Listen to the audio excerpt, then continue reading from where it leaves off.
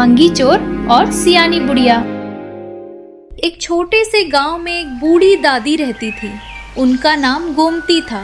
उनका दिमाग इतना तेज कि पूरा गांव उनकी बुद्धिमानी और चतुराई की दाद देता था।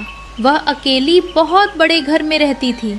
उनका घर पुराने रईसों में शामिल था, इसलिए सबको लगता कि चोर डाकू कभी भी उनके घर को निशाना बना सकते हैं। इधर गांव का एक बड़ा ही बदमाश चोर मंगी दादी गोमती के घर पर नजर रख रहा था कि किस समय वह बिल्कुल अकेली होती हैं। उसे लगता था कि गोमती के घर में जरूर बहुत सी कीमती चीजें होंगी।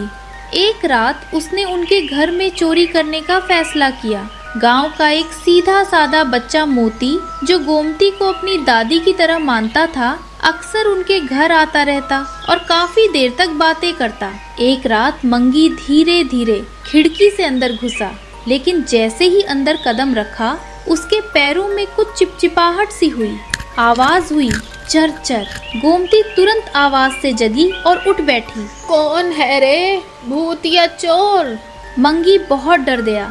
पकड़े जाने के डर से बोला, अम्मा, मैं कोई भूत नहीं हूँ, बस एक चोर हूँ जो तुम्हारा खजाना चुराने आया था। अच्छा, तो तुझे खजाना चाहिए? चल तो पहले ये लाठी का टेस्ट पास कर। दादी ने जोर से लाठी घुमानी शुरू कर दी।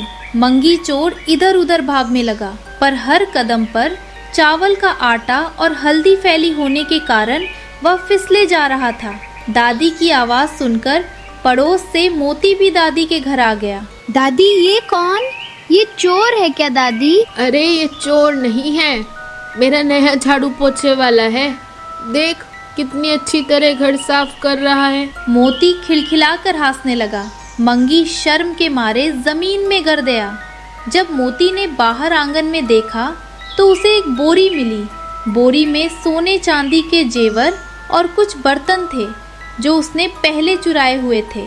गोमती ने चीजों की ओर देखा और बोली, अरे वाह, तू तो पूरा गांव लूट कर आया था मेरे घर। अब चल बेटा, गांव वालों को मैं खुद तुम्हें गिफ्ट कराती हूँ। मंगी ने हाथ जोड़कर क्षमा मांगी। अम्मा, दया करो, मैं सुधर जाऊंगा। ठीक है, पर एक शर्त है। अब से तू चोरी नहीं करेगा, बल्कि गांव में सबकी मदद करेगा, अपना काम करेगा और मेहनत की कमाई खाएगा। मंगी दादी की बात मान गया।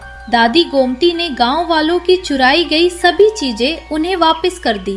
गांव वाले बहुत खुश हुए और गोमती की चतुराई और बुद्धिमानी की चर्चा पूरे इलाके में फैल गई।